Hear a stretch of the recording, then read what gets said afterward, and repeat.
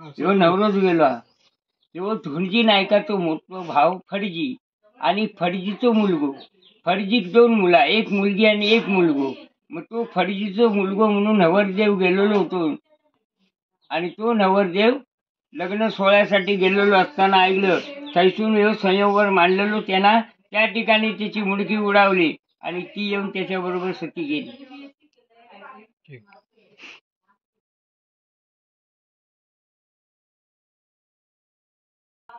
आपण आहोत घडी तामाना देवगड या गावात कोकणात सिंधुदुर्गामध्ये आणि कुळ ही परंपरा आपण उधळत असतो लग्नाच्या आधीचा विधी. तर त्या संदर्भात आपल्याला माहिती देणार आहेत विनायक बुवा कदम आपल्या सोबत आहेत. तर आपण माहिती द्या याबद्दल. आपण हे कुळ का उजवतो? नारिंगरे गावामध्ये जे राणे म्हणून होते त्या राण्यांनी संयोगवर मांडलेलो होतो. गडी तामांचे कदम हे वाकत नाही, ते कसे वाकतील आणि हे वाकवण्यासाठी हे संयमवर होतो. 32 खेड्यातले नवरे जे आले ते नवरे खाली मान करून त्या मंडपात जायचे.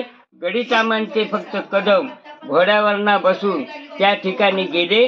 तो नवरो तलवारी बांधलेलो केळीच्या खांबामध्ये बघितल्याच्या नंतर समोर बघितल्यानंतर आपण वाकायचं नाही ह्या उद्देशाने टाच मानेने गेला. घोड्यावरती बसून टाच मारली घोड्याला, घोडा उडवला आणि मंडपात गेले. शिर तोडून खाली पडलं.